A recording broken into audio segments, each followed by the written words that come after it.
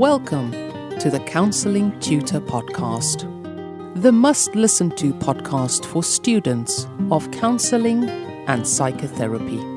Here are your hosts, Rory Lees-Oakes and Ken Kelly. Hi, I'm Rory, and with me, as always, is Ken. How are you doing, Ken? Awesome. Grateful to be here, Rory, and thank you, our listener, for joining us. This is episode 181 of the Counselling Tutor Podcast.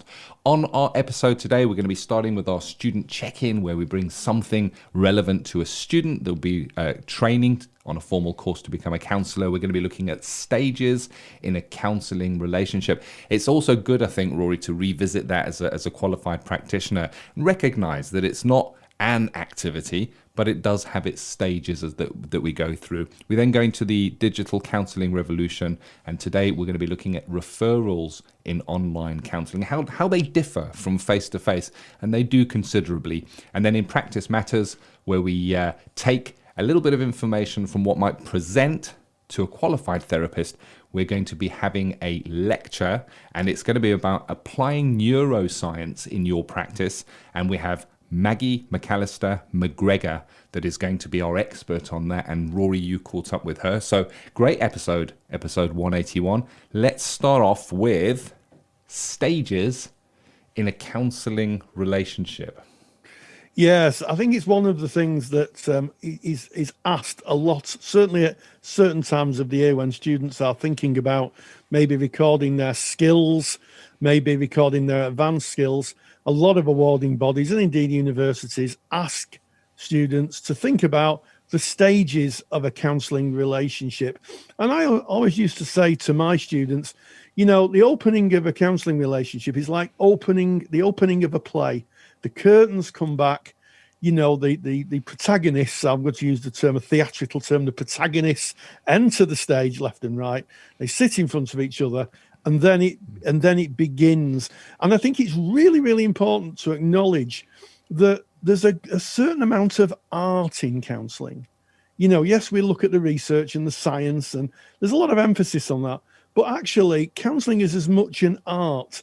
And that art, I think, really does show when we're thinking about how the relationships develop and the stages of it. So if we think of, you know, an initial a beginning of a therapeutic relationship, or indeed a skills encounter, what happens in that initial stage? What happens? Well, the first thing, of course, is that there is a sense of meeting each other. Martin Buber, the philosopher, talked about the I and thou. And I think we could translate that to me and you, like me and Ken are sat here, me and you, just me and you, no one else. And that's the start of it. It comes into the skill of rapport, but it's also very much the opening of the play, you know, the opening where you know, both of the people are waiting for something to happen. And usually what happens is that at the beginning of any therapeutic encounter, before therapy takes place, there's usually a contract drawn up, some form of contract, Ken. Yeah, and I guess when you step back and look at the 3,000-foot view of the stages in counselling, we're keeping it really simple here. We're going to go beginning, middle, end. That just keeps it really easy, the three sections. But so much fits into those three sections. I like how you were kind of relating it to the beginning of a play, Rory. And if you think about it, by the time you sit down to watch the play, you've already been through a process. So that process starts when you think about going to the play, and you think about, might go online and look what plays are on and booking your tickets. And we recognize that within a client's relationship, the same is true with counseling. When they sit down in our therapy room, that is not the beginning of the relationship. That relationship has already started forming from when they maybe made that first contact with us. They started a conversation. They would have done that because they have a want or a need within their own life. They may have found us via our website. They may have found us via a referral. They may have found us via their local service or agency that they're engaging in. So we recognize that there is a pre-meeting us phase of that relationship.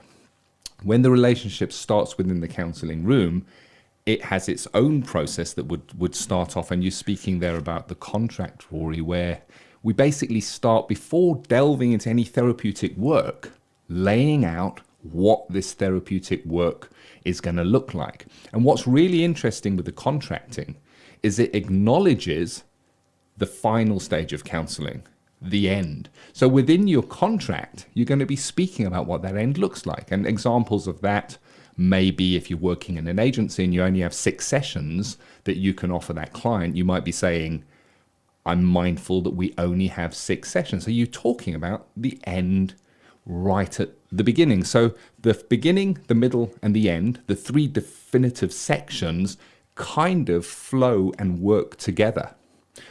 Also, you contract, and then the next part of that beginning phase is building a relationship. And if you think about a play, there's a warm-up. They're going to have something at the beginning that's going to capture your attention, that's going to get you engaged. And the same is true of counseling. We can't expect that a client would walk in and form an instant trusting bond with us.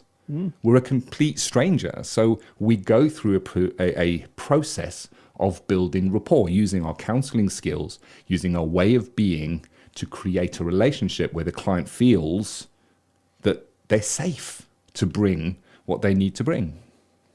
Absolutely, Ken. And if we labour the point slightly of the play, you know, the times I've been to see a play, I don't go and see a lot of plays, but there's always usually somebody in the foyer who's either had a friend who's seen it, or alternatively has read about it and wants to tell everybody what the play involves. Yeah. And, you know, you can see a lot of grumpy people saying, I wish this person had shut up. I've not come to hear your interpretation of it. I've come to see the players. Now, if we think about that, and a lot of people who go to the see films, go to the movies, have had that same thing. The same thing happens in counselling relationships. Before you actually sit down, you walk in the client to the room, you know, in the confidential space. Sometimes the client will start telling you about their story. So I think it's really important to think about when a client does that, to be respectful, to be thoughtful, but to realize that the story really only unfolds when you're together, when you're sat in front of each other. And here's the thing, the beginning of the relationship is absolutely crucial. Get this wrong and the relationship will not develop. It will not mature. And part of a good opening, I think, a good beginning is building trust. That's what the contract's for. The contract's about building trust. It's about helping a client feel safe, know they're listened to, letting the client really, really, really get a sense of who you are too. You might have only met very briefly before if you're a student in practice. So they're trying to get the sense of who you are. Can I trust this person? Who does this? You might remind them of someone in your past. So in their past. So it really is a trust building exercise. And I think once that phase is beginning, once that act, as we would say in the theatre, has opened, then we go to the kind of the main part of the play, which is the client's material, the middle. And that is where you're exploring the issues that the client has, where the client is speaking about what's going on for them, you know, how that's affecting, they're talking about their emotions, and you're reflecting back, you're picking up on themes, you're getting a sense of who this client is and what their difficulties. And most importantly, they are getting a sense that you understand them, that they are being heard. Oh, yeah, it's so important. You've laid that groundwork. You've created that trusting environment where that client now feels safe to bring their story, their material, their true emotions, sharing things sometimes that they've never shared with another human being ever. And that is a privileged place for us to be. And as we're in that center section, so we've been through that beginning, we're now in the middle. This is where we really get into the counseling skills, and we would bring in the more advanced counseling skills. We might introduce a little bit of challenge. Now, we would be gentle with challenge in those early phases, but we might, now that the relationship has been built, introduce a little bit of challenge. In fact, challenge, if we look to the person-centered approach to counseling, is important because we speak about an incongruence where the person feels one way inside, but they may present or show a different part of themselves outside. And it creates that incongruence, that mismatch from what I feel to what I show. And challenge would be saying, I see that you present this way, but you're saying you feel this way. And that is a gentle challenge. And that is within a relationship that has been formed, where there is some trust that is formed. And then we might go to the more advanced skills like immediacy, where we're bringing ourselves, we're sharing part of ourselves. And if you were interested in immediacy, just go to counsellingtutor.com and put in a search. We've got a little search box there for immediacy, and we've got lots of information on that. But that's a more advanced counseling skill that would only be used once the relationship has been developed in that middle to end part of the counseling process. Yeah, absolutely, Ken. And let's not forget a very underrated skill in this middle stage, and that is the use of silence.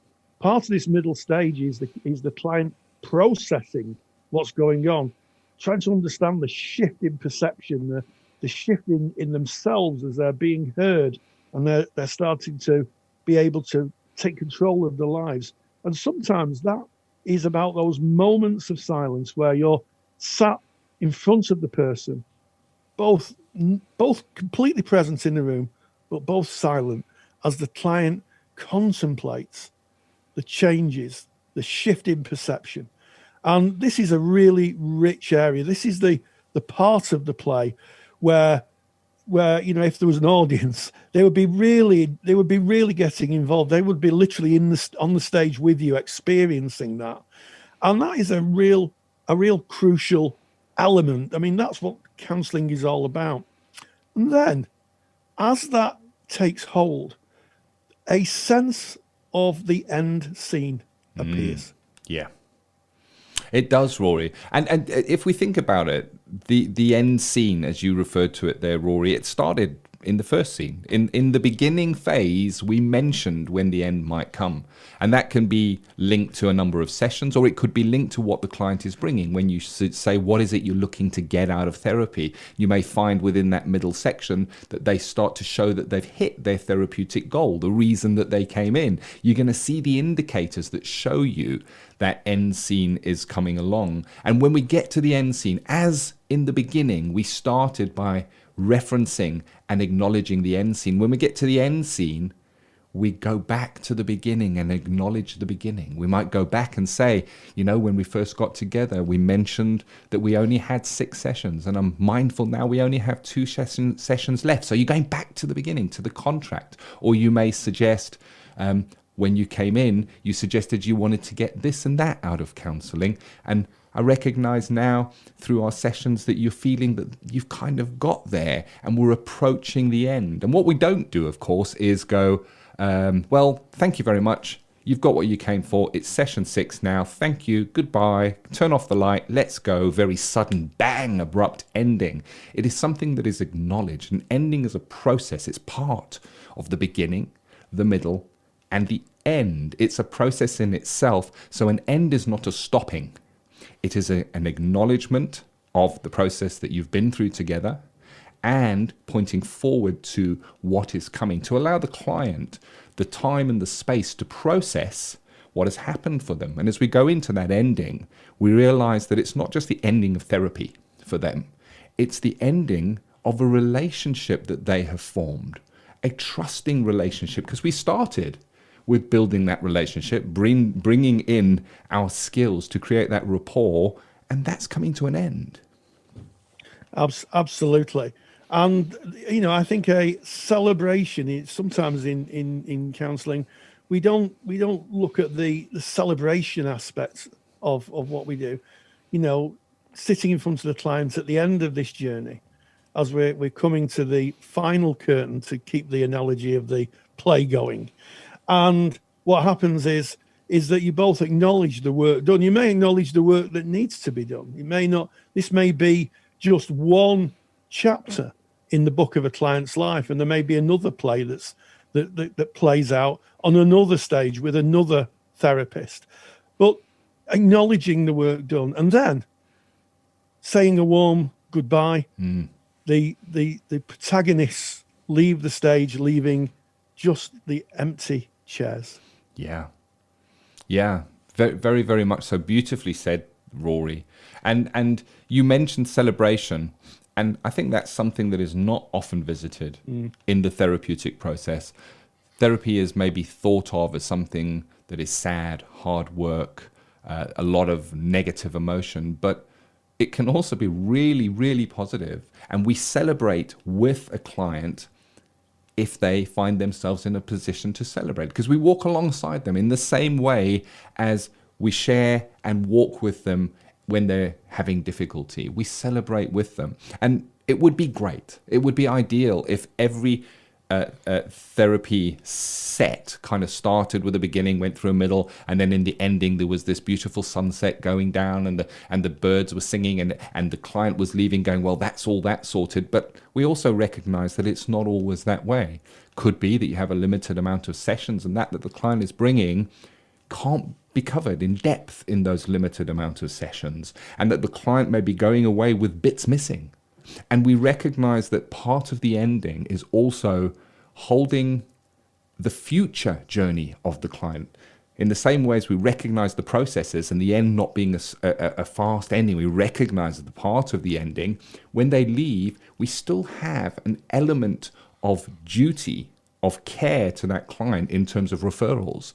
If they still have unresolved issues, are we referring them on?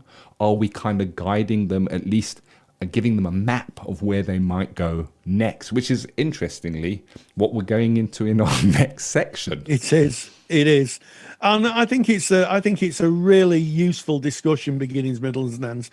It comes up a lot in the mailbag when people ask questions, people doing their level 3 skills, level 4 skills, even those folks at university. And also it appears on our Facebook group quite a lot. And if you're not a member of our Facebook group, little opportunity for a little plug, go to Facebook, type in Counselling Tutor, you'll find us. We're a closed group. Knock on the door, we're going to let you in, and you're going to be in an area with thousands of like-minded people, all of which love the world of counselling and psychotherapy. We've got students, we've got qualified colleagues, we've got supervisors, we've got a soup song of tutors, all talking about the different modalities in the world of counselling and psychotherapy. So if you're not in, knock on the door, come in and join the party. As we reverse out of our student check-in, we stick with the theme of that continuation, and we look at the digital counselling revolution, where we acknowledge that the digital world now plays a part in how counselling is delivered, how counselling is received by our clients. And today we're going to be speaking about how referrals differ when working online. Digital Counselling Revolution. Yes, one of the interesting aspects of online counselling is the fact that we are not tethered to one single geographical location. And I thought, when I think about when I started my journey as a counsellor, I worked just down the road from where I live in Ashton-under-Lyne in the north of England.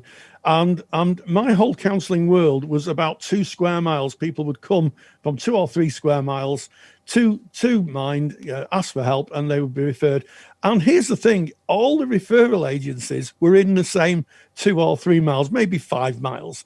So we knew them all. In fact, some of them would pop in for a cup of tea and say, we're offering this service, and can you tell your counselling staff? And that was great. And everybody had a little, what we used to call a little book of referrals with all the addresses in, and so we could help. And that worked really well. And it still works very well. But when we talk about online counselling, we have to realise that, our world has got just a whole lot bigger. And, I was speaking to a colleague yesterday who's based in the north of England, who's got a client in Kent, which is about 150 miles away. So what happens if that client needs a referral? No longer can you look in your local area in your little book. You really do need to be set up with a way of referring a client if they're not in your geographical location. And really, that takes a bit of planning, Ken.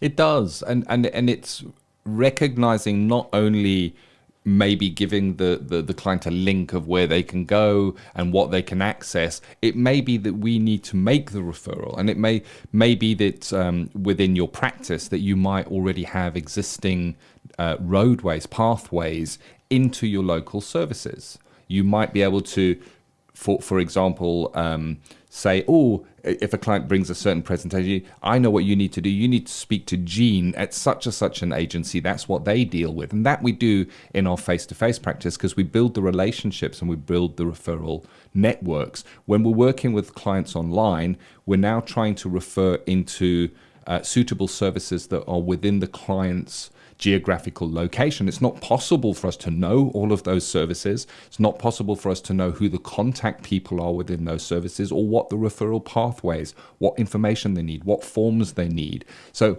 it can sometimes require a little bit of extra homework. It can sometimes require that if a client brings a certain presentation, that you might need to say, let me see what I can find for you on that, and go and do a bit of research online, maybe reach out and slowly start building your new black book of referrals that can be made online. Some services online are national, so you can refer nationally, and those are pretty easy, and you can take time to go online, do a little bit of searching, and find what you can get there. In our formal course, we offer a certificate in online and telephone counselling course, and part of the course is that we work with our students on the course to develop their online book, and some of them come in pretty extensive. So if you do the research, the services are out there. But it brings up the next point. So once you've found the services, you then need to share a little bit of the client's information, potentially. How is that done? Because you're unlikely to have confidentiality agreements with the service that you are referring into. So I guess it starts with speaking with your client, finding out how comfortable they are for you to contact the service or agency on their behalf, and then refer to what is known as the Caldecott principles, which you can tell us a bit about, Rory. Yes, well, the Caldecott principles were developed in 1997 by Dame Fiona Caldecott, and it was generated from a very, very tragic case of a young child who sadly died at the hands of relatives. And there was an opportunity in lots of cases for the professionals the child was involved with. It was Victoria Climbier, to pick up on this. But for some reason, they got an idea that they couldn't share information. And as a consequence, the information wasn't shared. And there was a general lack of communication. And sadly, a young child died in fairly horrific circumstances. So in 1997, Dame Fiona Caldecott chaired a review, and she came up initially with 6 principles. There are 7 now. And they were basically principles that professionals adhere by. So every professional, be they a medical professional, be they a mental health professional, even your dentist, would abide by these. And basically, they are a checklist of how we share information. And it starts with the first one: justify the purpose for using confidential information. So if you need to share information with another professional, you need to really justify it. You need to make defensible decision making. Why are we sharing this information? How is it in benefit of, and they use the term patient here, but in counselling, with the client. And once you have justified that, then you can go on to the second principle, which is don't use data unless it's absolutely necessary. And the principles go through a set of checklists, if you like, until we come to the 7th principle, which is the duty to share information can be as important as the duty to protect confidentiality. And I think that's an interesting one. Sometimes when we talk about confidentiality, we talk about clients' autonomy and they have to be free to make their own decisions. That's true. But sometimes we have to act in the greater good, and we have to say, actually, I'm going to have to I'm going to have to contact a GP. There's a client who's he's got suicidal thinking, and he's well along the way of enacting a plan to end their own life. And sometimes what you have to do, if that's the case, is to use that principle. The duty to share information can be as important as the duty to protect client confidentiality. So I think if you are doing any form of referral, you can Google the Caldecott principles. The seven principles are the ones that are in use now, but really useful, certainly for complaints brought against you, or you have to justify your actions. You can evidence the Caldecott principles as what we would call defensible decision making. And I guess the Caldecott principles have been in place for some time, as Rory outlined.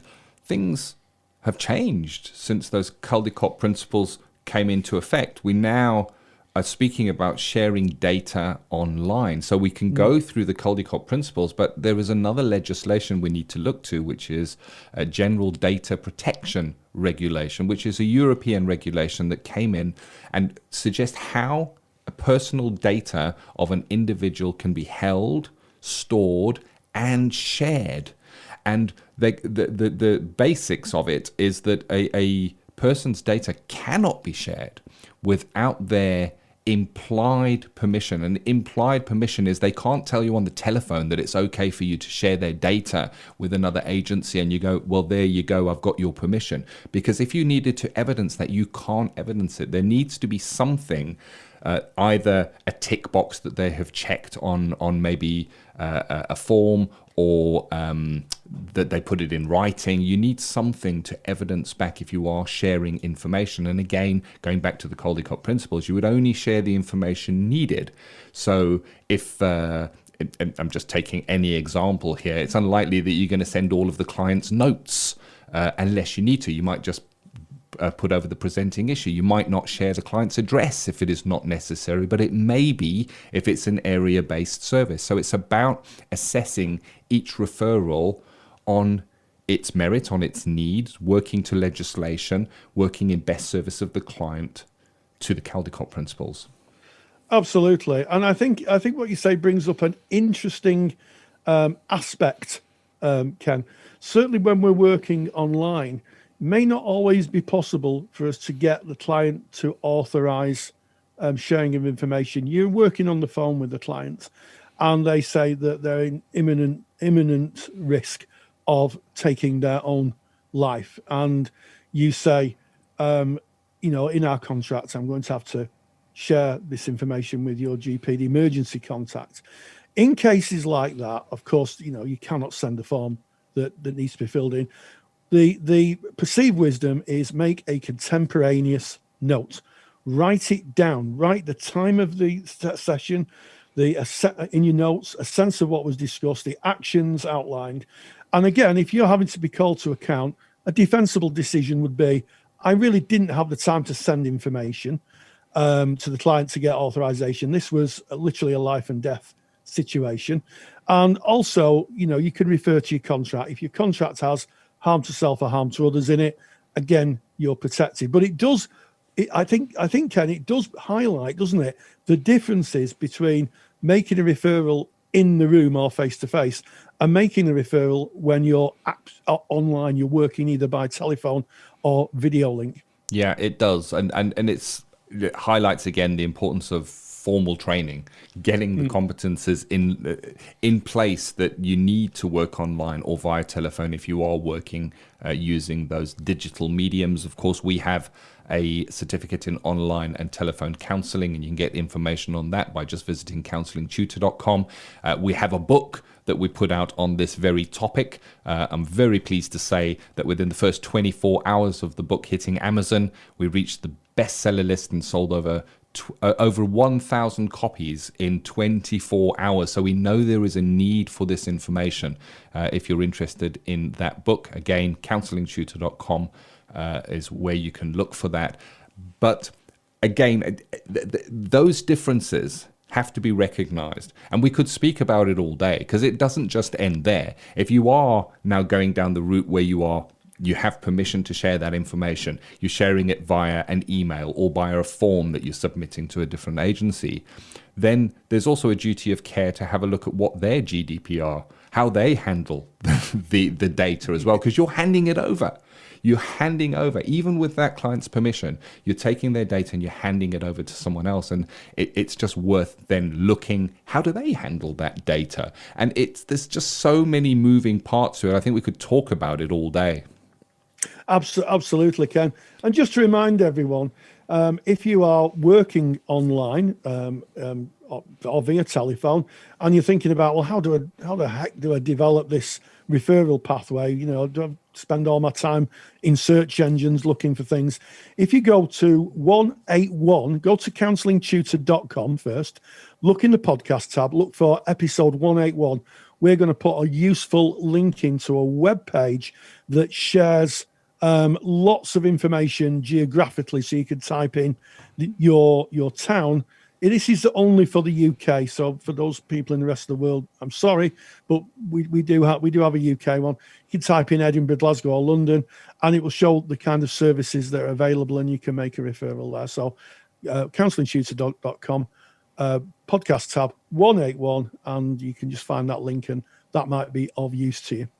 There it is. That is the digital counselling revolution. We now move neatly on to Practice Matters, where today Rory met up with Maggie McAllister McGregor to speak about applying neuroscience in practice.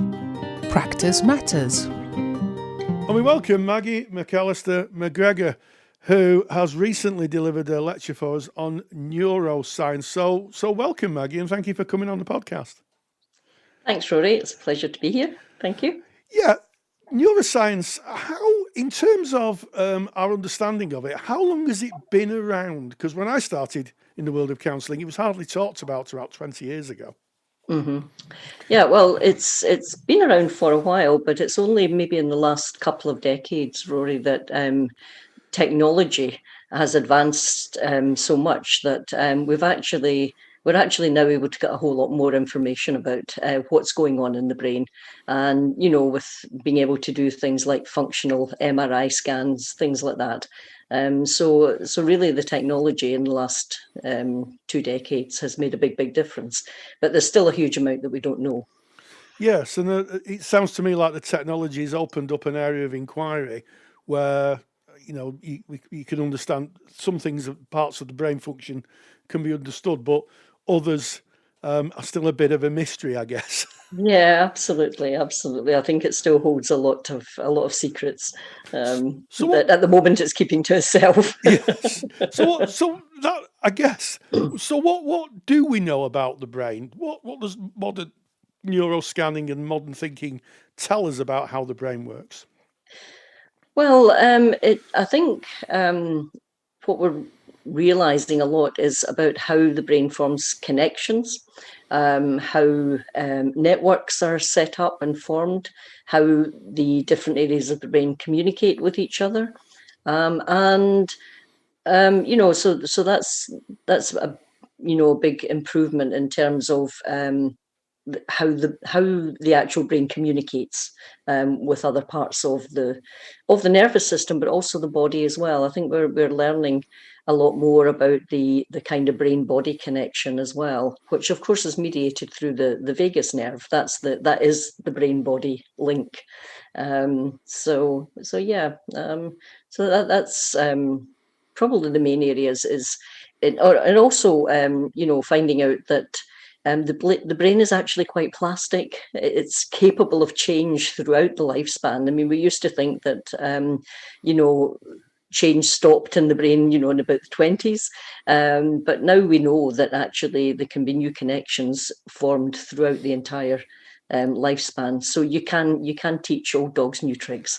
I was going to use the old dogs and new tricks analogy, and what I heard you say was that by understanding the brain, we also are getting a better understanding of how the connection to our body is.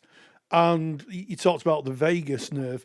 What do we know from the research regarding the vagus nerve and how the brain is connected to the body by it. What do we know about, say, how trauma might manifest itself in a client?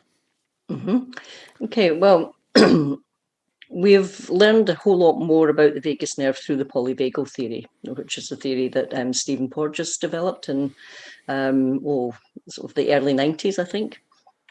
And the main kind of contribution the polyvagal theory has brought is it's given us an explanation of our social behaviour in terms of the ventral part of the nerve, which is, in evolutionary terms, the most recently developed part of the nerve, and it's only found in mammals.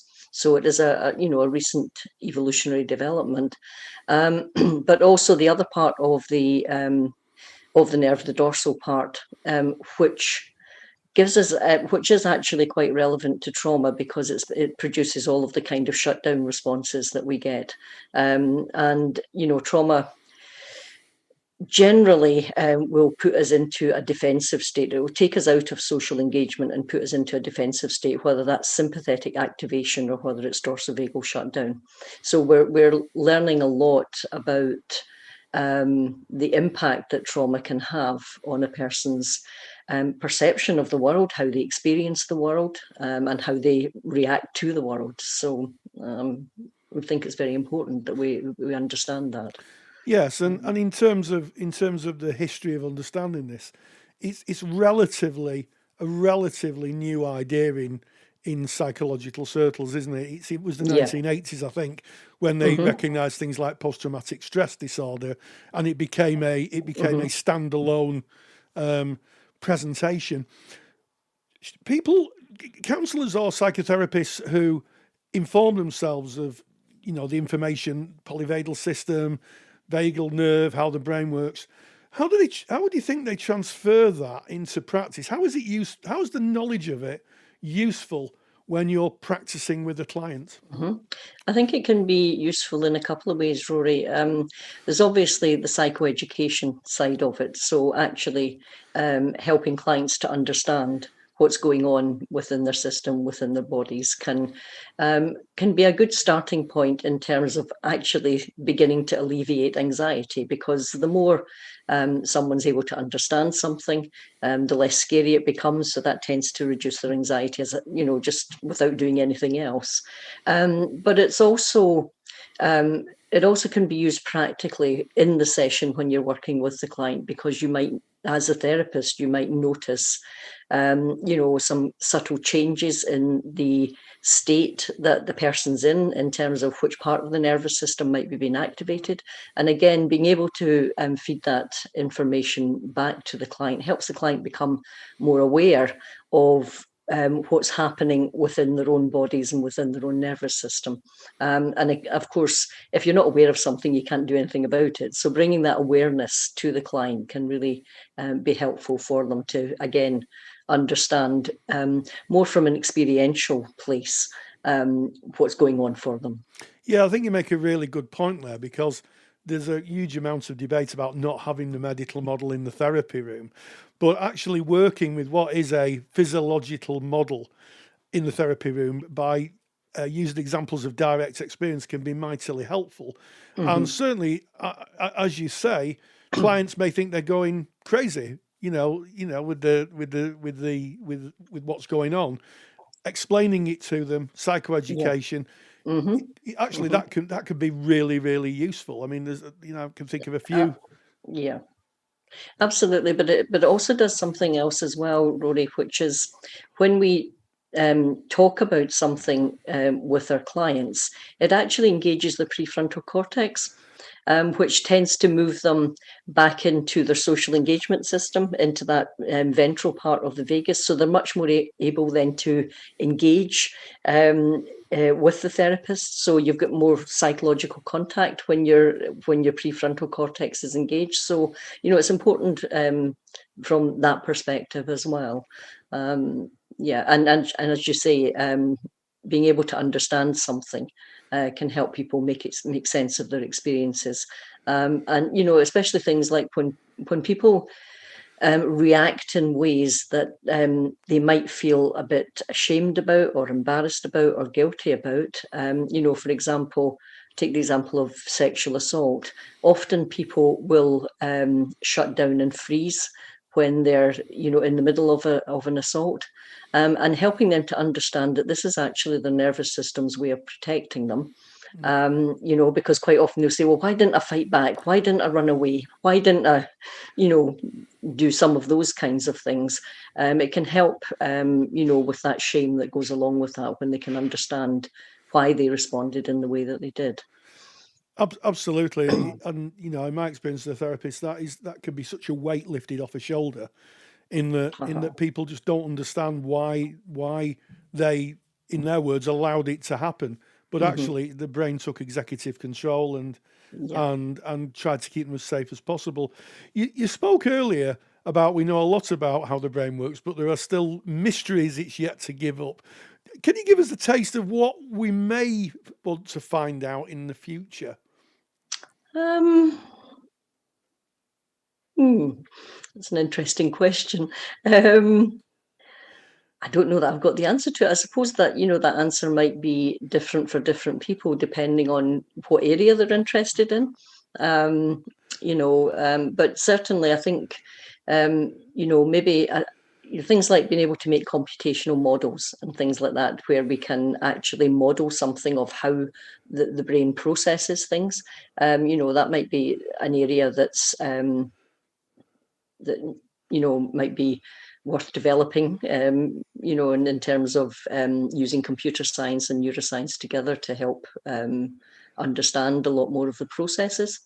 I think one of the things that makes it difficult to actually study the brain is there's very rarely only one area of the brain that activates at the same time.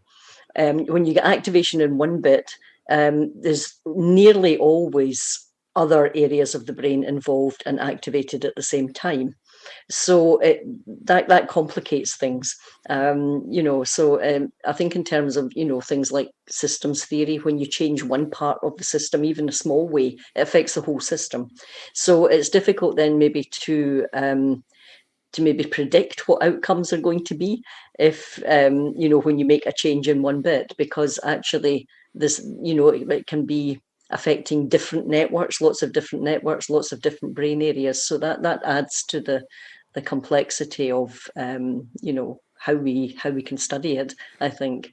Absolutely. And I think that the brain is slowly, this complex bit of stuff we have between our ears is slowly giving up its secrets. And as you say, models. I can't spell computational. I've got my words mixed up today. But being able to predict, I'll use the word predict. Yeah. Predictive models may be very useful with some people who maybe have trauma, and you may be able to predict how that might affect them at different times of life. It's certainly a interesting and growing area of psychotherapy, and I think one that the therapists really need to embrace, no matter what modality. So, Maggie McAllister McGregor, thank you so much for taking your time today. Thanks, Rory.